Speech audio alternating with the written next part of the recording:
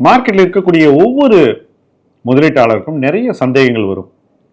Personal ஃபைனான்ஸை பற்றி, mutual ஃபண்ட்ஸை பற்றி, dead இன்வெஸ்டிங்கை பற்றி, கோல்டை பற்றி, சில்வரை பற்றி, பிஎம்எஸை பற்றி, இண்டெக்ஸை பற்றி, போர்ட்ஃபோலியோ எப்படி உருவாக்குவது அப்படிங்கிறத பற்றி, நாம் எப்படி ஒரு பெட்டர் இன்வெஸ்டர் ஆகிறதுன்ற பற்றி இப்படி பல கேள்விகள் உங்களுக்கு வரும். இந்த கேள்விகளுக்கு ஈஸியாக விடை கிடைப்பது இல்லை என்று பலர் நம்மிடம் சொல்கிறார்கள்.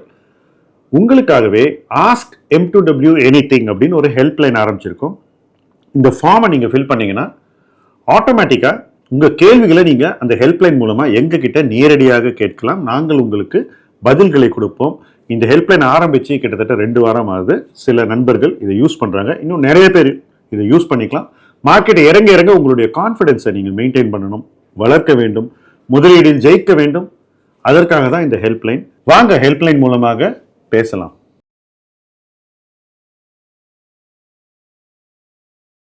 ஃப்ரெண்ட்ஸ், இந்த முதலீட்டு களம் பதிவில் நாம் பேச போகிற தலைப்பு சொத்து ஒதுக்கீடு. ஆங்கிலத்தில் நம்ம இதை அசெட் அலோகேஷன் என்று சொல்கிறோம். நம்ம ஒவ்வொருத்தர்கிட்டையும் விதவிதமான சொத்துக்கள் இருக்கும். நிலம், வீடு, தங்கம், ரொக்கம், வைப்பு கணக்குகள், பங்குகள், நகை, இப்படி பல வகையில் நம்ம முதலீடுகள் செய்கிறோம். வகை வகையாக சொத்து தேர்ந்தெடுத்து முதலீடு செய்யும்போது ஒவ்வொரு சொத்துக்கும் நாம் எவ்வளோ பணத்தை ஒதுக்கணும் அப்படின்னு ஒரு முறை இருக்குது. பொதுவாக நான் ஒருத்தட்ட உங்களுடைய மொத்த சொத்துக்களில் எவ்வளவு விழுக்காடு எந்த வகையான சொத்தில் இருக்குன்னு கேட்டால் 99.9% பேருக்கு விடை தெரியாது. யாருமே தங்களுடைய சொத்துக்களை அந்த வகையில் பிரித்து சீர்படுத்தி தெளிவாக புரிந்து கொள்வதில்லை. அப்படி புரிந்து கொள்ளாதனால நமக்கு பணம் கிடைக்கும் போது அந்த நேரத்துக்கு பிடித்த சொத்தை நம்ம வாங்குறோம். சொத்து ஒதுக்கீடுங்கிறது அந்த மாதிரியான ஒரு மேம்போக்கான முதலீட்டை தவிர்ப்பதற்கான ஒரு வழிமுறை தான். இந்த வழிமுறைப்படி ஒவ்வொரு சொத்துக்கும் எவ்வளவு பணம் ஒதுக்கணும் அப்படிங்கிறத நம்ம சிந்திச்சு முதலீடு செய்வோம்.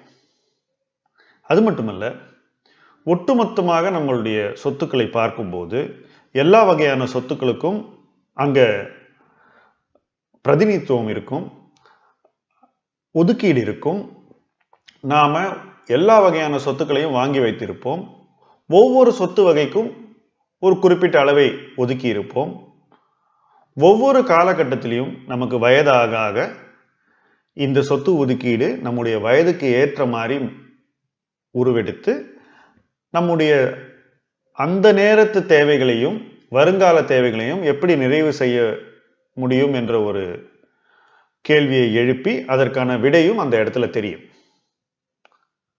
ஸோ இது மாறும், ஆனால் அடிக்கடி மாறாது. வளரும். அந்த வளர்ச்சிக்கு ஏற்ற மாதிரி நம்ம சொத்துக்களை வகைப்படுத்தி கொள்வோம். அதற்கான ஒரு ஒதுக்கீட்டை மாற்றிக்கொள்வோம். ஒவ்வொரு காலகட்டத்திலையும் நம்முடைய தேவைகளை சொத்து ஒதுக்கீடு மூலமாக நிச்சயமாக நிறைவு செய்து கொள்ள முடியும்.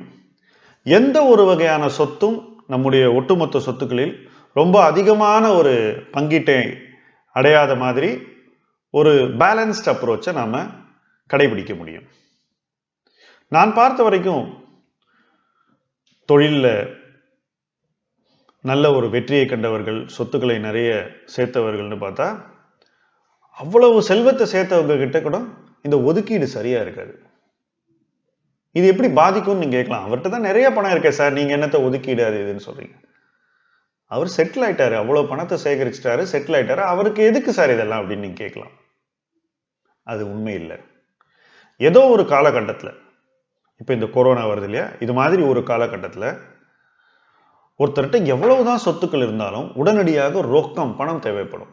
முதலீடு செய்வதற்கோ அல்லது அவங்க தொழிலை சரியாக சீரமைத்துக் கொள்வதற்கோ, சம்பளம் கொடுக்கறதுக்கோ அல்லது ஒரு மூலப்பொருட்களை வாங்குவதற்கோ பல வகைகளில் அவங்களுக்கு அவசர தேவைக்கு பணம் தேவைப்படும். ஆனால் அவங்க என்ன பண்ணியிருப்பாங்க, அவசர தேவை பற்றி யோசிக்காம சொத்துக்களை மட்டுமே குவித்து வைத்திருப்பார்கள்.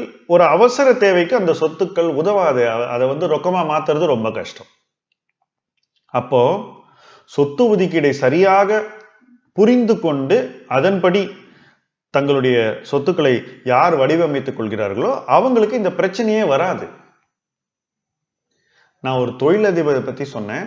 சாதாரண ஒரு நடுத்தர வர்க்க குடும்பம் கூட, வேலை செய்து இருவரும் சம்பாதிக்கக்கூடிய ஒரு குடும்பத்துக்கு கூட இது பொருந்தும். இப்ப சமீப காலங்களில் பல பேருக்கு சம்பளம் குறைக்கப்பட்டிருக்கிறது. இன்னும் சொல்ல போனால் சில பேருக்கு வேலை இழப்பு கூட ஏற்பட்டிருக்கிறது. ஒழுங்காக சொத்து ஒதுக்கீடு செய்து தன்னுடைய சேமிப்புகளை ஒருவர் நிர்வாகம் செய்தால் அவருக்கு இந்த பிரச்சனை அதிகமாக பாதிக்காது. நீங்க எப்படி உங்களுடைய சேமிப்பை நீங்க நிர்வாகம் செய்ய வேண்டும் என்பதில் ஒரு இலக்கணம் இருக்கு. அதை இந்த சொத்து ஒதுக்கீடு உங்களுக்கு சொல்லிக் கொடுக்கிறது. இவ்வளவு ஒரு தெளிவான ஒரு வழிமுறை இருந்தும் யாருமே சொத்து ஒதுக்கீடை போதிய அளவு புரிந்து கொள்வதில்லை, அதை கடைபிடிப்பதில்லை, தங்களுடைய முதலீட்டு நிர்வாகத்தில் அதற்கு உரிய மதிப்பு கொடுப்பதில்லை.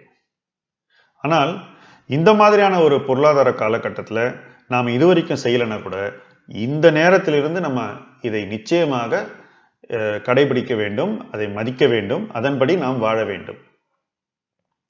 சார் எப்படி சார், ஏற்கனவே நான் சொத்துக்களை ஒரு வகையாக சேர்த்து வச்சுட்டேன், அதை எப்படி சார் நான் இப்போ மாற்ற முடியும் அப்படின்ற ஒரு கேள்வி உங்களுக்கு இயற்கையாகவே வரலாம். ஏற்கனவே நம்ம செஞ்சதை கூட இன்றைய தேவைகளுக்கு மாற்றி அமைத்துக் கொள்ள முடியும். நாளைய தேவைகளை நோக்கி அதை சரிபார்த்துக்க முடியும். அப்படி வைத்துக் கொள்ளும் போது நாளைக்கு இருக்கக்கூடிய நம்ம வாழ்க்கைக்கு இந்த சொத்து ஒதுக்கீடு ஒரு பலமாகவும் உதவியாகவும் துணையாகவும் இருக்க வேண்டும். இதை எப்படி நான் எங்கேருந்து ஆரம்பிக்கிறது? இந்த கேள்வி எல்லாருக்குமே வரலாம். அடிப்படையில் சொத்து ஒதுக்கீடு என்பது ஃபைனான்சியல் பிளானிங் சம்பந்தப்பட்ட ஒரு வழிமுறை. அப்போ எல்லோருமே ஒரு ஃபைனான்சியல் பிளானை வச்சுக்கணும். எப்படி ஒருத்தருக்கு ஒரு வயதுக்கு மேல ஆண்டுதோறும் ஒரு ஹெல்த் மாஸ்டர் செக்அப் பண்றோமோ அதே போல ஒரு ஃபைனான்சியல் பிளானையும் நாம வருஷா வருஷம் நாம அமைத்துக் கொள்ள வேண்டும். அதை வருஷா வருஷம் திருப்பி போய் ரிவ்யூ பண்ணணும், மறு ஆய்வு செய்து வாழ்க்கையில் என்னென்ன மாற்றங்கள் இருக்கின்றன, நம்முடைய தேவைகள் எப்படி மாறுகின்றன, நம்முடைய நிதி ஆதாரம் எப்படி மாறுகிறதுன்றது எல்லாத்தையும் மறுபடியும் ஒரு ரிவ்யூ பண்ணி அந்த ஃபைனான்சியல் பிளானை அப்பப்போ அப்டேட் பண்ணிக்கிட்டே வரணும். ஸோ எப்படி ஹெல்த் செக்கப்போ அதே போல தான் ஃபைனான்சியல் பிளான். அந்த ஃபைனான்சியல் பிளான் மூலமாக நம்ம சீரான சொத்து ஒதுக்கீடு நிச்சயமாக செய்ய முடியும். அதன் மூலமாக ஒரு நிம்மதியான வாழ்க்கையை நம்ம நிச்சயமா வாழலாம். நிதிமயமான வாழ்க்கை என்பது சொத்துக்கள் இருந்தால் மட்டும் இல்லை, அந்த சொத்துக்கள் மூலமாக நமக்கு எப்ப வேணும்னாலும் நிதி திரட்டக்கூடிய ஒரு சக்தியும், நமக்கு நிதி தேவை எப்ப ஏற்பட்டாலும் அதை நிறைவு செய்யக்கூடிய ஒரு பலமும் நமக்கு ஏற்பட வேண்டும். அதை நிச்சயமாக ஃபைனான்சியல் பிளானிங் மூலமாகவும் சொத்து ஒதுக்கீடு மூலமாகவும் ஒவ்வொருத்தரும் ஏற்படுத்திக் கொள்ள முடியும், ஏற்படுத்திக் கொள்ள வேண்டும். இதுவரை செய்யாதவர்கள் கூட அந்த ஒரு டிசிப்ளினுக்கு அதை கடைபிடித்து அதன் மூலம் வாழ்க்கையை இன்னும் நிம்மதியாக வாழ்ந்து பல பொருளாதார பயன்களை வருங்காலத்தில் பெற முடியும். தொடர்ந்து முதலீட்டு களம் பாருங்கள். இது உங்கள் களம். இது போன்ற டாபிக்ஸை பற்றி உங்களுக்கு இன்ட்ரடக்ஷன் கொடுத்து அதை இன்னும் நீங்கள் எப்படி முன்னெடுத்து செல்லலாம் என்பதை பற்றி நான் பேசுவேன். உங்கள் நண்பர்களுக்கும் சொல்லுங்கள். இந்த வீடியோவை ஷேர் பண்ணுங்கள். நன்றி.